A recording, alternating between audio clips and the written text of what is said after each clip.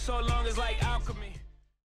All right, y'all. I was kind of annoyed TNT, the end of the OKC game, cut into the beginning of the Warriors game. I don't know if y'all caught Russ with a very Russ-like finish to the game, sharding up a three with a wide-open Carmelo Anthony with ton of time left on the shot clock, and OKC falls to the Spurs. And they're all tied 4-5 and 6. So to start things off, you're going to see Milwaukee start the game on a 7-0 run. I don't know how they got their first 5. Maybe someone can inform me. But it started off when it came on with the turnover. Milwaukee, the longest team in the league, and their offense is very suspect. It's kind of just let Giannis create. You've got the mid-range shooter in Middleton there hitting the jumper early on. And, of course, the marquee matchup of the night, KD, Giannis Antetokounmpo. And you can see KD not used to a guy being able to challenge that shot like that, but KD's gravity was very apparent early on. You see JaVale with the hammer. Not only could you tell that Durant was happy to be back, you could see an extra pep and the rest of the Warriors step, like they just had more belief with their superstar on the floor. McGee, a good closeout, and Middleton hits that. Now, you can't simulate being in game shape, but we've seen KD warming up before the game for about a week now, so he seemed to have a rhythm early on in this game. And you see Milwaukee, they like to hard hedge these pick and rolls with Henson, who's so big. The quick swing pass, and Quinn Cook was the beneficiary.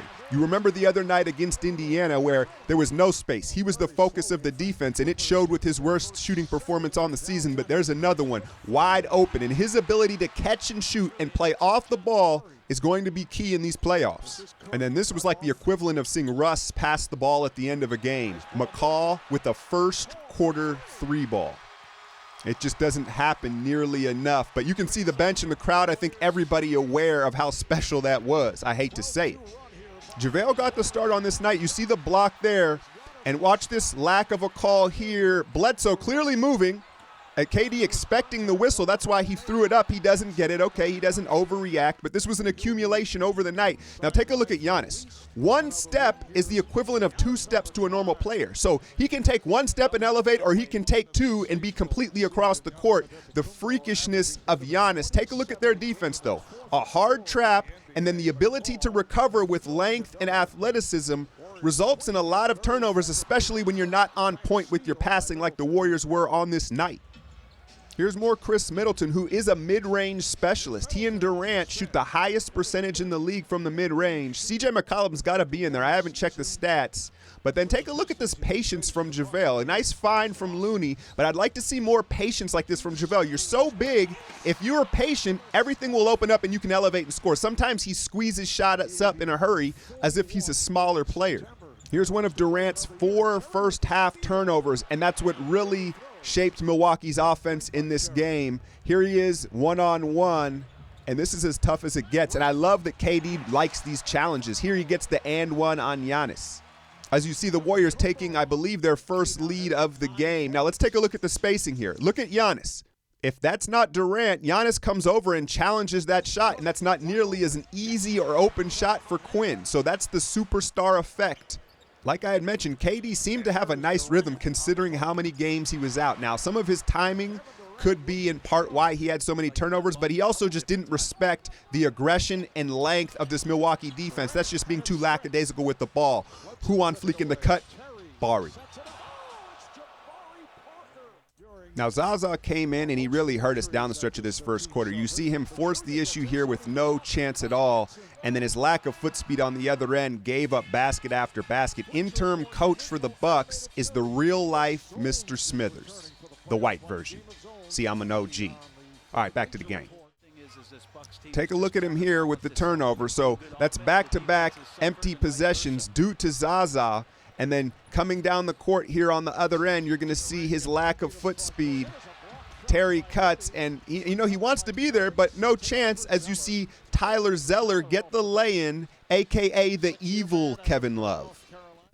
And you're going to see Draymond here, I believe, take his first shot of the game, and it was a 3. Now, he was 1 of 2 from downtown, but he struggled offensively against the length of this team. And then you're going to see even Iguodala with the turnover as Jason Terry the Jet, yes, the 40-year-old, when he's not starring in the 40-year-old version, still hoops for the Bucks. And this makeshift second unit, it really lacks spacing. That's why I like that early offense from Sean. I think he needs to be more aggressive with that. And then just take a look at the spacing here. You essentially have 3 players in the paint, so that's a tight window for that pass. They squeaked it through, and one of the silver linings in this game was David West seeming to refine his jump shot. He and Draymond Green working with some nice chemistry here, the pick and the pop from D. West. I really like Jabari Parker. Look at his footwork, and with his frame, I think he can be a modern-day center and the Pippen to Giannis's Jordan. Now watch Nick Young here in the corner. Watch him not run here in this play. So Nick Young trailing behind David West. Now let's hold it here. The play would be to Nick Young in the corner for an easy 3-ball if he ran the floor. But because he doesn't, David West forces things into a packed middle, and it's another turnover. I will give the Warriors credit. They did force 15 turnovers of their own to counter their turnovers and then throw it up as dot for your head top.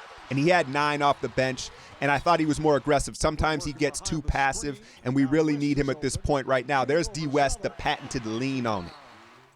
Now here's Draymond forced into just a shot you don't ever want to see from him, off the dribble in the mid-range. And then I think this is in part why Milwaukee's so aggressive defensively. It's to ignite Giannis in transition where he's virtually unguardable. You see him there with his Greek gather, and then this is just too casual, Draymond. You must secure the ball. Stop trying to make a flashy play and reset. And then look at Giannis give KD the LeBron treatment. Shoulder leaned him and then dunked. So make note of that. KD's the frustration slowly starting to grow for him throughout this first half. Looney, 1 dribble and pop, man. He got it.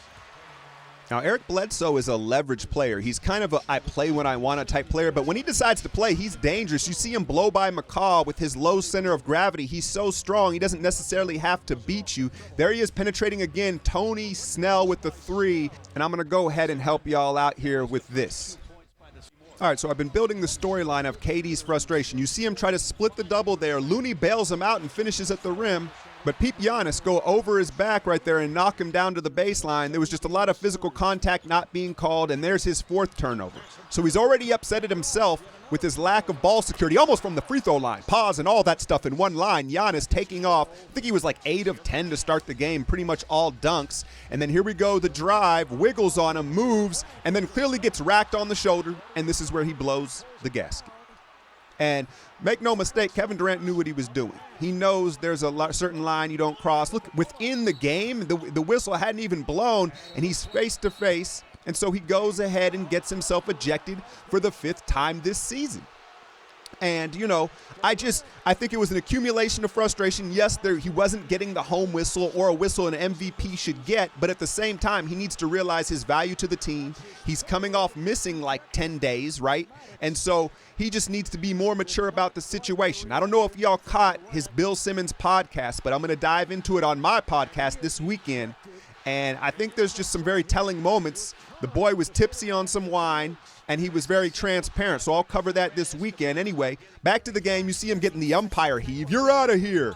And you can feel in the 3rd quarter, look at Draymond squirt that thing up about 3 feet short. You just knew with Milwaukee's defense and our top 3 scorers out, they were going to be hard-pressed to generate enough offense in this game. You see Middleton with the 3, and then Draymond, one of his 4 turnovers, just really some careless mistakes. And then you take a look at Giannis here. When he's hitting this, you can absolutely forget about it. And when KD got thrown out of the game, you could tell Giannis was just kind of like, oh, this is good for me. All right, I might have to work on that accent, but one other silver lining, JaVale McGee, again, being patient and just using his size, right? It doesn't have to be complicated. Elevate. Not many can reach your peak, right? And then this guy just loses his mind, challenging JaVale at his apex, meets him clean at the rim, and then look at the big man run the floor, and what do you got to do? You got to reward him. Throw it up, 2 hands.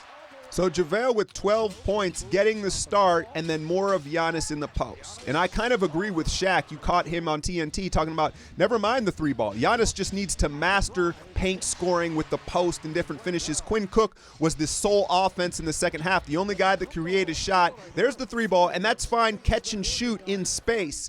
But you don't want him hunting for threes. Saggy kicks it out in another turnover, and this really got Eric Bledsoe going. He went on a hot streak here in the 3rd quarter that really ultimately ended the game.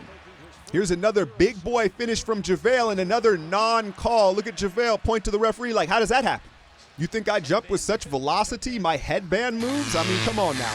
And as I had just mentioned, it was Bledsoe in this third quarter. Watch him pop off this, and that's unguardable, right? If you're a big, that's all you can do. And when he gets going, he's one of those momentum-type players. McCall, and I like this. I don't like that Giannis was hurt. He already had a sprained ankle. I like his body language. I like how he just gets up immediately, and he know LeBron's it, right? LeBron or some of these guys go down, and they're down for a long time. Look at him get up and walk this shit off. I like the toughness out of this kid, man, and that's what's going to set him apart from some of these other young stars.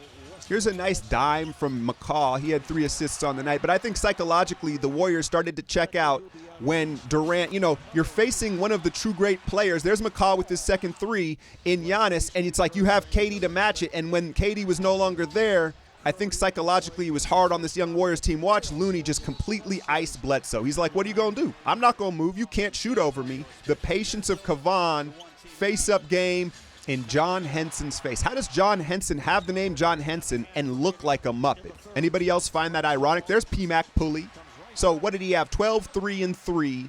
And it was kind of a hopeful game, hopeful performance from McCall. Now, let's pause it here. You see how they're trapping down with Draymond. They don't respect his 3, so there's just no space for Nick Young to pull that shot. The lack of spacing without our stars, it's just part of the struggles offensively, and this was the one guy that could find his 5 of 5 from downtown. Now, half of his points came in garbage time. There was a late push from the young Warriors, and the other guy who's been getting it done, who else? Kevon Looney. Block leads to transition offense, and Quinn finally gets a tweet and one. Now, how about Looney switched out on Giannis? The patience and the length, and then some of this stuff you just can't teach, right? The timing is just immaculate. Picks his pocket, and Quinn another one. Like I said, his career high 30, most of these were garbage time buckets, but I guess it's still good to see, still a confidence booster. And then look at Damian Jones jump completely out of the play, and Giannis puts it away. 32 points for the Greek Freak on the night. Milwaukee gets a big win for them, and everything's set in stone. The second seed is locked in. Houston's the 1 seed. The question will be the first round opponent. Now, I hope y'all enjoyed this. This is a taste of what my Patreon videos are. When y'all talk, this is the heart of what I do. The YouTube videos, the shortcuts, I like doing those too, but I thought I'd give you a taste of this. So if you're interested in this moving forward into the playoffs, this is the type of content you can expect from my Patreon. Hit that like, share, and subscribe. I'm out, y'all.